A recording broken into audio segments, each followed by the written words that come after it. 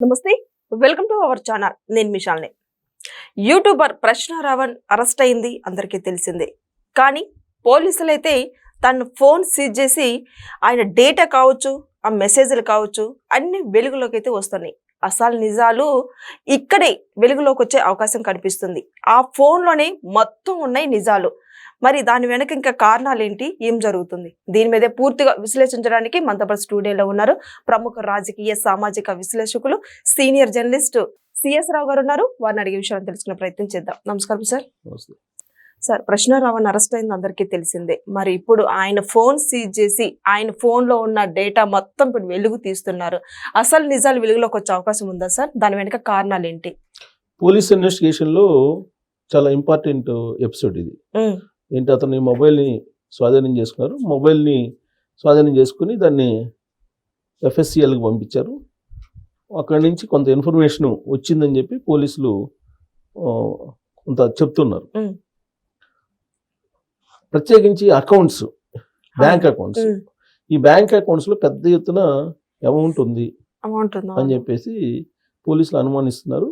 బ్యాంకులు, 2 బ్యాంకులు, yes bank అలాగే ఐసిఐసిఐ బ్యాంకు, ఈ 2 బ్యాంకులకి పోలీసులు సమాచారం కూడా ఇచ్చినట్టు తెలుస్తూ ఉంది మనకి. నెలకి 1.50 కోట్లు తన అకౌంట్ లో పడుతున్నాయి అంటే చూడండి సార్. 1 కోటా లేదా 2 కోట్ల 10 కోట్లు పడుతున్నాయా అనేది బయట రావాలి. ఎన్ని కోట్లు అనేది మనకు తెలియదు. ఇంకా పోలీసులు అయితే ఈ 2 బ్యాంకులకి వాళ్ళు నోటీసులు పంపించారు. ఇతని అకౌంట్స్ ని సీజ్ చేయండి అని చెప్పి నోటీసులు పంపించారని చెప్పి తెలుస్తోంది. ఆ మేరకు న్యూస్ కూడా వచ్చింది. ఈ అకౌంట్స్ చుట్టూనే మొత్తం తిరుగుతుంది. ఈ అకౌంట్స్ లో ట్రాన్సాక్షన్స్ గనక దేశీయ అమౌంటా విదేశీ అమౌంటా అనేది తేలాల్సి ఉంది. ఇన్ కేస్ విదేశాల నుంచి అమౌంట్ వచ్చి ఉంటే మనీ లాండరింగ్ కింద వస్తుంది. అప్పుడు ఈడీ ఎంటర్ అవుతుంది. ఈడీ ఎంటర్ అయితే కనుక ఆ కేసు, ఇప్పుడు ఉపా చట్టం అనేది చాలా పెద్ద కేసు, చాలా పెద్ద చట్టం అని చెప్పి అందరూ అంటున్నారు కదా. అందుకన్నా పెద్ద సెక్షన్స్ ని మళ్ళీ పొందుపరచాల్సిన పరిస్థితి వస్తుంది. ఎందుకనంటే ఒకవేళ మనీ లాండరింగ్ జరిగి ఉంటే ఇలాంటి అనుమానం పోలీసులకు ఎందుకు వస్తుంది? దానికి కారణం లేకపోవడం. యాక్చువల్గా ఇలాంటి వాళ్ళకి ఈ హిందూ మతాన్ని లేదంటే సనాతన ధర్మాన్ని, హిందూ మత వ్యతిరేక భావజాలాన్ని నూరిపోసేటువంటి వాళ్ళకి, లేదా భారతదేశ వ్యతిరేక భావజాలను నూరిపోసేటువంటి వాళ్ళకి విదేశాల నుంచి రుణాలు వస్తున్నాయి, విదేశాల నుంచి నిధులు వస్తున్నాయి అనేది చాలా కాలంగా వినిపిస్తూ ఉంది. అంటే ఇతనికి వచ్చినాయి అని చెప్పట్లేదు, కానీ చాలా కాలంగా అనేక సంస్థలకు కూడా మత మార్పిడి కోసం వస్తున్నాయి అని చెప్పి కేంద్ర ప్రభుత్వం ఈ మధ్య కాలంలో కొన్ని రిస్ట్రిక్షన్స్ కూడా పెట్టింది సంస్థల మీద. మరి ఇతనికి బచ్చలకూర జోసెఫ్ అలియాస్ రావణ్ చౌదరి, ఇట్లా రకరకాల పేర్లు ఉన్నాయి అతనికి. ఇన్ని పేర్లు ఎందుకు పెట్టుకున్నారు అనేది కూడా ఆశ్చర్యకరమే. జనరల్ గా ఒక పేరు చాలు, కానీ ఇన్ని పేర్లు ఎందుకు పెట్టుకున్నారు అంటే దాని వెనక హిడెన్ ఎజెండా ఉందనేది చాలా ఈజీగా ఎవరికైనా అర్థమవుతుంది. లేదంటే అన్ని పేర్లు అవసరం లేదు. ఇన్ని పేర్లు పెట్టుకున్నారంటేనే దాని వెనక ఏదో ఉందని. ఇప్పుడు చౌదరి కాబట్టి తెలుగుదేశం పార్టీ వాళ్ళకి సంబంధించినటువంటి వాళ్ళు అని చెప్పి వైఎస్ఆర్ కాంగ్రెస్ పార్టీ ఆరోపణ చేస్తున్నారు. మరి ఆయన ఇప్పటి వరకు వినిపించినటువంటి భావజాలం కానీ, ఇప్పటి వరకు వినిపించినటువంటి ఆరోపణలు కానీ, వ్యాఖ్యలు కానీ, ఇవన్నీ ఎవరికి వ్యతిరేకంగా వినిపించాడు అతను? ఇప్పటి వరకు తెలుగుదేశం పార్టీకి. పర్సనల్ గా చంద్రబాబు నాయుడు గారిని సోషల్ మీడియా వేదిక చేసుకొని అనుచితమైనటువంటి వ్యాఖ్యలతోటి దూషించారు. పవన్ కళ్యాణ్ గారిని దూషించారు. మరి వీళ్ళందరినీ నరేంద్ర మోడీ గారిని దూషించారు, అమిత్ షా గారిని దూషించారు. మరి ఇప్పుడు తెలుగుదేశం పార్టీకి సంబంధించినటువంటి అతను ఎలా అవుతారు? చౌదరిని తగిలించుకున్నారు కాబట్టి కాదు. అతను అసలు పేరు ఏంటి అనేది బచ్చలకూర జోసెఫ్ అని వినిపిస్తుంది. మరి రికార్డ్స్ లో ఏముందో చూడాలి. సో ఇన్ని పేర్లు ఉన్నాయి. సో ఇన్ని పేర్లలో ఒకటి రావణ్ చౌదరి ఏదో పెట్టుకున్నట్టున్నాడు. కాబట్టి తెలుగుదేశం పార్టీకి అంటగట్టే ప్రయత్నం చేస్తున్నారు. ఈ ప్రయత్నం ఎందుకు చేస్తున్నారు? ఇప్పుడు దాకా అతను వాడేసుకున్నారు. ఇప్పుడు ఎంతమందిని ఈ మధ్యకాలంలో 2024లో అధికారం పోయిన తర్వాత ఎంతమంది హిందూ మతానికి, సనాతన ధర్మానికి వ్యతిరేకంగా మాట్లాడారు? అనేక మంది. చాలా మంది. పాస్టర్ ప్రవీణ్ రోడ్డు ప్రమాదంలో చనిపోతే దాన్ని ఎవరో చంపేశారు, కావాలని ఇది ప్రభుత్వ హత్య అని చెప్పి ప్రచారం చేసేటువంటి క్రమంలో ఎంతమంది బయటకు వచ్చి ఆ రోజున వాయిస్ వినిపించారు? వీళ్ళందరూ ఎవరు?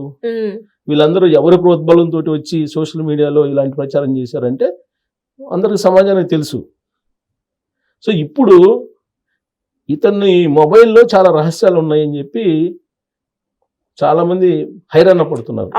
ఈవెన్ ప్రకాష్ రాజు ఈయన మొబైల్ని తీసుకున్న వెంటనే ఆ మొబైల్లో ఏముంది, ఎవరితో టచ్ లో ఉన్నారు, ఇవన్నీ పోలీసులు బయటకు తీస్తారు, తీసి అతను టచ్ లో ఉన్న కూడా అరెస్ట్ చేస్తారని చెప్పి ముందే చెప్పాడు 4 రోజుల క్రితం. ఎవరు? ప్రకాష్ రాజు. గుమ్మడికాయల దొంగ ఎవరంటే భుజాలు తవ్వుకుంటారు కదా, ఆ టైప్ లో ప్రకాష్ రాజు చెప్పారు. ప్రకాష్ రాజు చెప్పారని అంటే ప్రకాష్ రాజు గారు ఏ పార్టీలతో టచ్ లో ఉంటారు? ఆయన వైఎస్ఆర్ కాంగ్రెస్ పార్టీ, బీఆర్ఎస్ పార్టీతో టచ్ లో ఉంటారు కదా. సో కాబట్టి ఆ మొబైల్లో దాగి ఉన్నటువంటి నిజాలు బయటకు వస్తే, ఈ ఫండింగ్ ఎక్కడి నుంచి వస్తుంది అనేది బయటకు వస్తే, దాని వెనక ఉన్నటువంటి పెద్దలు ఎవరున్నారు అనేది వస్తుంది. అందుకే ఇప్పుడు చేము కుట్టిన దొంగల మాదిరిగా ఒక్కొక్కళ్ళు జారుకుంటున్నారు. మాకు సంబంధం లేదు అతను, మాకు సంబంధం లేదు అతనితో అన్నట్టుగా జారుకుంటున్నారు. ఇప్పటివరకు వాడేశారు, వాడకం మామూలుగా లేదు, వాడేశారు. వాడిన తర్వాత ఇప్పుడు ఆ మొబైల్లో రహస్యాలు బయటకు వస్తాయి. ఇది మళ్ళీ ఎట్టించి చుట్టుకుంటుంది. అందులో కేంద్ర హోంశాఖ ఎప్పటికప్పుడు పర్యవేక్షిస్తుంది. ఎందుకంటే చిన్న కేసు కాదు కదా ఇది. సో పర్యవేక్షిస్తుంటుంది. ఎందుకంటే హిందూ భావజాలం, భారత వ్యతిరేక భావజాలం ఇవన్నీ ఉన్నాయి దాంట్లో. సో అందుకని ఈ కేసుని ఖచ్చితంగా వాచ్ చేస్తుంటుంది సెంట్రల్ ఇంటెలిజెన్స్ కూడా. సో ఇప్పుడు ED, NIA, national investigation agency NIA నిన్న కొంతమంది ఉగ్రవాద మూలాలు ఉన్నటువంటి వాళ్ళని బయటికి తీసింది. అంతకుముందు రాయలసీమలో కొంతమందిని బయటికి తీసింది, విజయవాడలో కొంతమందిని బయటికి తీసింది. ఇప్పుడు నిన్న ఒకేసారి 11 చోట్ల ఏమో రైడ్స్ చేశారు. మరి ఆ రైడ్స్ కి దీనికి ఏమైనా సంబంధం ఉందా అనేది కూడా ఇప్పుడు టాక్ నడుస్తుంది. అసలు ఇప్పుడు ఈ మొత్తం మొబైల్లో ఇప్పుడు కొంతమేరకే తీసింది. ఎఫ్ఎస్సిఎల్ కొంతమేరకే తీశారు. కొన్ని వీడియోస్ని తీశారు, కొన్ని ఫొటోస్ని తీశారు. వాట్సాప్ చాట్ని తీయాలి, పూర్తి స్థాయిలో ఇంకా తీయాలి. వాట్సాప్ చాట్ని తీయాలి. తీస్తే ఎవరెవరు ఇతనితో టచ్లో ఉన్నారు, ఫండింగ్ ఎక్కడెక్కడి నుంచి వచ్చింది, ఆ ఫండింగ్ ఏ దేశం నుంచి వచ్చింది, ఒకవేళ ఈ దేశం నుంచి వస్తే దీని వెనక ఎవరున్నారు, ఇవన్నీ బయటకు వచ్చే అవకాశం. అందుకే ఎవరెవరైతే ఇరుక్కుంటామని భయం ఉందో వాళ్ళందరూ వచ్చి మాకు సంబంధం లేదు అని అంటున్నారు. ఇప్పుడు రావణ్ అరెస్ట్ అయిన తర్వాత ప్రతి ఒక్క దానికి కూడా ఇప్పుడు ప్రకాష్ రాజు ముందుండి మద్దతు వలుగుతున్నాడు. మరి అసలు నిజాలు వెలుగులోకి వస్తే ఆయన పేరు వచ్చే అవకాశం ఏమైనా ఉందంటారా? హిందూరాజు ఆల్రెడీ ధర్మస్థలిలో కూడా వచ్చింది కదా ఆయన పేరు. ఇప్పుడు ఇక్కడ కూడా మొబైల్లో ఓపెన్ చేస్తే రావచ్చు, వస్తే ఖచ్చితంగా తీసుకెళ్లి అరెస్ట్ చేసి విచారిస్తారు. ఇప్పుడు అతన్ని రావణ్ణి వల్ల నెల్లూరు జిల్లా జైలు నుంచి పోలీసులు అదుపులో తీసుకున్నారు. దాదాపు 10 రోజుల పాటు పోలీస్ కస్టడీలో ఉంటారు. పోలీస్ కస్టడీలో ఖచ్చితంగా విచారిస్తారు. పోలీసులు తమదైన శైలిలో విచారిస్తారు కదా. విచారించే ముందు మొత్తం ఆధారాలు కూడా చూపిస్తారు కదా మొబైల్ కి సంబంధించి. సో కాబట్టి ఆయన అబద్ధం చెప్పడానికి ఉండదు. ఆయన మొబైల్లో ఉన్న డేటానే చూపించి ఇదేంది, ఎవరు ఇది అని అడుగుతారు. ఇది కీలకమైనటువంటి టర్నింగ్ తీసుకోబోతుంది ఈ కేసు. దీని వెనక పెద్ద పెద్ద తలలు, బిగ్ బాస్లు వాళ్ళు కూడా బయటకు వచ్చే అవకాశం లేకపోలేదు. ఈడీ, ఎన్ఐ కూడా ఎంటర్ అయ్యే అవకాశం ఉంది. ఇప్పుడు లిక్కర్ స్కామ్లో ఏ విధంగా అయితే ఈడీ ఎంటర్ అయిందో అదే తరహాలో దీంట్లో కూడా ఎంటర్ అయ్యేటువంటి అవకాశాలు లేకపోలేదు. అదే జరిగితే బిగ్ బాస్లు ఎవరైతే ఉన్నారో ఆ బిగ్ బాస్లు ఒకళ్ళ, ఇద్దరా, ముగ్గురా మొత్తం బయట రావాల్సిన అవసరం ఉంటుంది. ఆ దిశగా ఇన్వెస్టిగేషన్ సాగుతుంది.